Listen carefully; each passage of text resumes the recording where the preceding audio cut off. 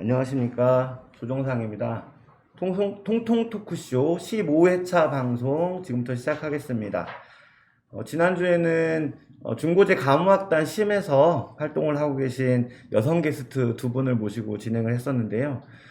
방송이 끝난 다음에 지인들께서 연락을 해서 평소와는 다르게 왜 이렇게 소심하냐고 이렇게 하시는데, 제가 원래 여자들 앞에서 말을 잘 못해서 죄송합니다. 그래서 남성 중심의 게스트로 이제 모시는 걸로 이제 하는 건 제 생각이고요. 아무튼 오늘은 모시기 힘든 분 모셨습니다. 오늘 게스트는요, 서산시 4대 5대 시장을 역임하셨었고, 그리고 아직 정식 출범은 못했는데 얼마 전에 창립발기인 총회가 있었었죠.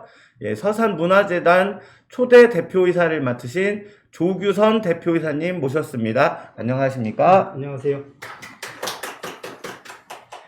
예, 제가 이제 밖에서 많은 시민들을 만나다 보면 이사장님이 전에 이제 그 시장으로 재임하던 시절 업적들에 대해서 칭송하는 분들 되게 많더라고요. 그래서 개인적으로 꼭 좀 만나 뵙고 이런저런 대화를 좀 많이 나누고 싶었었는데, 이런 기회가 돼서 개인적으로 무한한 영광으로 생각하고요. 본격적으로 토크 시작하겠습니다. 대표이사님, 이거 문화재단이 9월 25일 날 창립 발기 총회가 있었잖아요. 예. 예. 12월 날 원래 12월 달에 정식 출범을 할 예정이었었는데, 그게 지금 코로나19 때문에 좀 연기가 된 상황인 거죠. 예. 그 서산문화재단이 정식으로 출범하게 되면 어떤 일들을 이제 벌이게 되나요? 이제 1월 4일 날 출범을 합니다. 네, 지난번에 네. 24일 날 직원들을 다 채용해서 임명장을 시장님께서 주었고 시작을 합니다만은, 원래는 사무실을 대신증권으로 결정됐다가 리모델링 하는 중이라 우선 문화원 2층에서 네. 당분간 1월 4일부터 출범을 해서 직원들이 나가서 건물에서 본격적으로 출범을 하게 됩니다. 하게 되면은 우리 서산문화재단에서는 지금 4가지를 중점적으로 시행을 할 계획으로 있습니다. 우선은 올해 내년도입니다만은 해미읍성 축성 600주년을 맞이합니다만은 해미읍성 축제를 같이 하고, 또 안견 예술제를 문화재단에서 맡아서 하게 됩니다. 또 그리고 지곡에 있는 서산 창장예술촌, 그리고 고용보험센터에 있는 서산 생활문화센터를 운영을 우리 문화재단에서 맡아서 하게 됩니다. 그렇군요. 어떻게 보면 서산에서 중요하게 생각을 하고 있는 그 문화 거점들에 대해서 관리하고 이렇게 뭐 기획하고 이런 것들을 이제 주로 하시게 되겠군요. 예. 근데 제가 좀 생각을 해봤었는데, 서산에는 서산시에 있는 문화예술가가 있고요. 그리고 또 서산 문화원도 있고, 그리고 이제 또 좀 이벤트성 기획단이긴 하지만 문화도시 사업단도 있는 걸로 알고 있어요. 그래서 어떻게 보면 이제 문화와 관련된 이런 서산에서는 좀 다양한 단체들이 있는데, 문화재단은 이들과는 어떤 관계를 맺게 되는 거죠? 물론 유기적인 협력 관계를 맺어갈 것입니다. 근데 중요한 것은 서산문화재단은 하나의 관료행정에서 시민행정으로 가는 중요한 하나의 계기가 될 것이다. 왜냐하면은 그동안에는 모든 일의 주체가 관 중심이었다면, 이제 주민 스스로가 문화예술인들이 참여하는 그러한 문화재단이 될 것이다. 그래서 새로운 영역을 개척해 나가면서 중요한 것은 문화예술진흥과 문화복지 증진이라는 그러한 2가지의 목표를 가지고 전진해 나갈 것입니다. 네, 그렇군요. 지금 당장 얼핏 지금 출범하는 단계에서 좀 보여지는 모습은, 기존에 이제 관에서 하던 일들 어느 정도 이관을 받아서 하는 부분이 있지만, 앞으로는 관에서 관주도에 아니라 민주도의 그런 사업들을 영역을 개척해 나가야 되고, 제가 생각에는 청년 젊은들이 좀 문화에 많은 참여를 할 수 있는 계기도 마련을 해야 된다 이런 생각을 가지고 있습니다. 네, 또, 예, 대표이사님께서 또 청년들과의 교류나 이런 것들에 관심이 많아서 아마 그렇게 잘 진행될 거라고 저는 개인적으로 생각을 하고 있고, 이쯤에서 서산시 문화와 역사에 대해서 잠깐 정리해 볼 필요가 있어 보이는데요. 대표이사님께서 보는 서산시 문화와 역사에 대해서 좀 대략적으로 말씀해 주시고 특징이 있다면 어떤 게 있을지 한번 말씀해 주시겠습니까? 듣자 그대로 찬란한 문명, 찬란한 역사와 문화를 가진 고장이다 이렇게 제가 말씀드리고 싶습니다.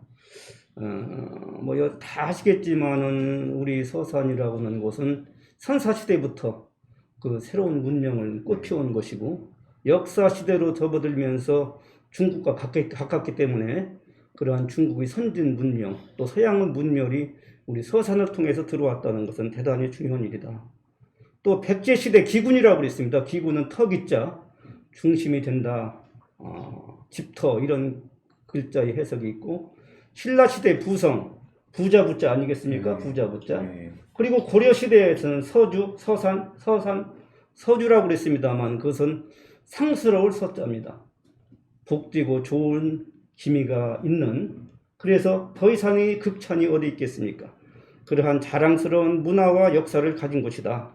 여기에서 중요한 것을 몇 가지 말씀드린다고 한다면 서산이라고 하는 것이 그날의 새로운 문명의 발상지이면서 리아시스 해안이기 때문에 오랜 그러한 역사를 가지고 있으면서도 우리가 그 성리학, 조선시대의 하나의 기초가 됐던 성리학도 그 안양이 1290년, 그러니까 고려 충렬학 15년 때 들어온 것으로 되어 있습니다만은 그것이 그 이전에 50여 년 전에 1237년도 고종 24년에 정신보가 우리 서산의 간월도를 통해서 성리학에 들어온 우리 곳이다. 그래서 이러한 것들이 역사에 묻혀있던 것 요즘에 새롭게 조명이 되고 있습니다만은 그래서 정신보 정인경 그 아들이 정인경 선생님이 서산 정씨의 시조로 있지 않습니까? 그러한 역사적인 사실도 해미읍성이 축성 600년을 맞이하고 있습니다만은 그 의미가 하나의 예적의 침입을 맞는 읍성으로서도 존재하지만 더 중요한 것은 실학의 발상지라고 하는 그 의미가 있다고 생각합니다. 여기 천주교 박해를 받았고 다산 정락용 선생이 여기에 귀향이 왔었고 그래서 그러한 새로운 실학의 발상지 또 천주교의 성지 종교의 성지 그래서 저는 서산을 종교와 철학의 메카다 이렇게 정리하고 싶습니다. 네. 너무 저도 잘 몰랐던 이야기도 좀 해주셔서 많이 배우는 것 같습니다. 제가 이 인터뷰 토크쇼를 준비하면서 그 서산포스트가 발행하는 인터뷰 전문 잡지인 포스트인이라는 잡지가 있는데 거기서 대표이사님하고 인터뷰한 기사를 좀 봤었어요. 그래서 보니까 부친께서는 서산 최초로 이게 서산에 전기업을 들여오신 분이라고 하고 그러면 어렸을 때는 되게 유복한 환경이셨을 것 같기도 한데 근데 이제 또 중간에 보니까 동국대학교에 이제 합격을 했으나 가정 형편 때문에 또 포기했다는 이야기도 있고 그래서 어렸을 때 그리고 뭐 유년기 때 아니면 이제 청년기까지 해서 좀 가정 환경은 좀 어떠셨어요, 대표이사님? 네. 부친이 아니라 할아버지 조부께서 네. 서산 전기 주식 기사를 백남은 또 이필훈 씨와 함께 전기가 서산에 들어오지 않을 때 전기 주식 기사를 만들어서 전기를 새롭게 들어오셨다는 사실을 제가 알게 된 것도 향토사를 통해서 알았습니다. 그래서 할아버지가 태화한의원이라는 한의사를 하셨습니다. 그래서 할아버지가 그런 역할을 하셨고 그 뒤로 이제 할아버지 때 일이고 동국대학교에 합격했던 것은 제가 67년도에 고등학교를 졸업했는데 그 해에 아버지가 돌아가셨습니다. 아버지가 의료원의 서무과장, 의료원장 직무대행도 하시고 서산 군 당시에 내무과장도 하시고 그랬습니다. 그런데 아버지가 이제 갑자기 돌아가시는 바람에 부석에서 농사를 짓는데 그 당시에 동국대학교에 합격했으나 여러 가지 형편에 의해서 등록금이 하루 정도 늦어가지고 그 마감을 하는데 돈이 준비가 돼서 그때 못 갔던 것이다 이렇게 생각이 됩니다. 그래서 그때가 한 1967년도니까 70년대 그 시기입니다. 그래서 그 당시 하나 기억이 남는 것은 제가 어디 가든지 그 얘기를 합니다만은 68년도에 그 농사를 지을 때 한국일보에서 신문주간 그냥 표 모집이 있어서 써냈더니 그 표가 전국에서 1등을 차지해서 그 표 내용이 전진하는 사회의 지혜로운 안내자입니다. 그래서 그 표로 그 당시에 그 학창 시절의 얘기입니다만은 그 시절에 그런 것이 그냥 보람이 있었다. 그 얘기가 나와서 말씀을 드립니다. 뭐 문학 활동 지금도 쭉 계속해서 하고 계신 걸로 알고 있는데 그때도 이제 문학적인 창의력이 되게 넘치는 청년이셨네요. 네. 아무튼 제가 이제 좋아하는 많은 선후배들이 청년회의소라고 하죠. 그 JC에서 활동을 하고 있는데 JC 10대 회장을 역임하셨다고요. 네. 그거는 좀 어느 정도 젊은 사람들이 하기에는 좀 젊지만 성공한 사람들이 하는 역할로 알고 있고, 그리고 또 서산 새마을연합회 회장도 역임하셨고요. 예, 그래서 작년 시절에 이제 청년 시절이 지나면서 작년 시절에 대표이사님은 좀 어떠셨었는지. 그게 청년 시절 얘기입니다. 아, 그런가요? 네, 새마을연합회 회장은 몇 세 때 하신 건가요? 그게 70년도에 제가 태어난 읍내리 지금 읍내 2통, 지금은 21통입니다만은 그 마을의 새마을 지도자를 시작을 해서 이제 그 80년도에 그 새마을 지도자 협의회가 창립될 때 그 조직이 설립될 때 제가 초대회장을 맡았고 또 그 새마을 조직이 전부 통합된 새마을 지도자의 분야의 문고, 직장, 뭐 사회치, 생활체육, 지금 조기축계입니다만은 그것이 못해진 지회장을 제가 맡아서 그 초대 지회장을 맡아서 새마을 근면자조 협동의 새마을 농촌 부운동을 제가 청년 시절에 JC와 더불어서 했다는 말씀을 드립니다. 그때 느낀 것이 있다고 한다면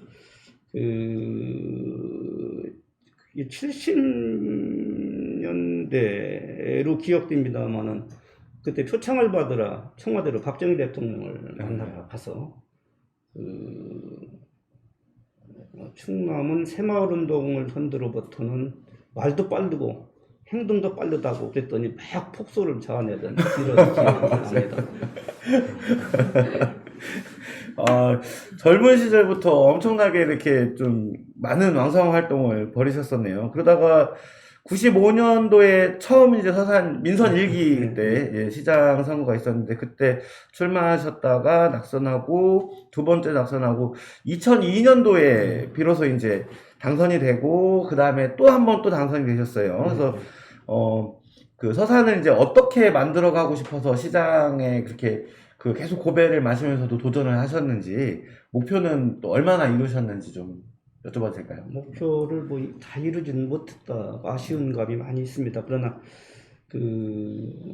처음 대전일보에 있다가 시장에 나왔을 때 5명이 나왔었는데 제가 무소속으로 나와서 그때 차점을 했던 기억입니다. 근데 그때 고마운 것은 부춘동, 제가 살고 있는 곳에서는 표를 많이 주어서 부춘동에서는 제가 1위를 했습니다. 그것이 저는 정치적인 기반이다. 그래서 항상 부춘동, 제가 살고 있는 주민들에게 잘해야 되겠다. 이런 생각을 가지고 있고, 지금도 제가 살고 있는 42통의 개발위원장을 맡아서 주민들께 함께하고 있다. 이런 말씀을 드립니다. 그리고 그 이듬해에 나왔다가 세 번째 나와서 당선이 됐습니다만, 그런 것들이 시민들에게 항상 고맙고, 거기에 보답하기 위해서 서산 지역사회를 한국에서 가장 살기 좋은 도시로 만들겠다는 그러한 목표를 설정을 하고 해왔습니다만은 거기에 미흡한 점이 많이 있다 생각됩니다. 앞으로도 어떤 문화재단 대표이사로서 문화라고 하는 것이 시민들을 행복하게 하고 유익하게 하고 편리하게 한다는 것일 때 그러한 시민의 뜻을 받들어서 열심히 해야 되겠다. 그것이 하나의 보답하는 길이다. 이렇게 생각하고 있습니다.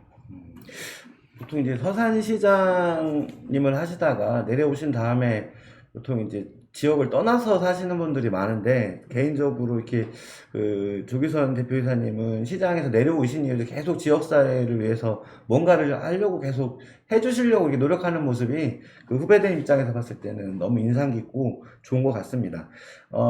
그리고 또 요 얘기도 한번 좀 나눠보고 싶은데, 얼마 전에 그 중부해양경찰청 유치하시려고 그 민간에서 이제 위원회 활동을 열심히 하신 걸로 알고 있는데, 결국에 중부해양경찰청 시흥으로 가기로 됐잖아요. 뭐 요즘에 근데 그걸 뭐 다시 좀 뒤엎는다 뭐 이런 얘기도 많이 나오긴 하는데, 근데 저희 서산 시민 한 사람으로서는 결국에는 유치가 불발된 거에 대해서 되게 아쉬운 부분이 없지 않아 있는데, 그 활동의 성과와 한계 같은 것이 있다면 어떻게 좀 보고 계신가요?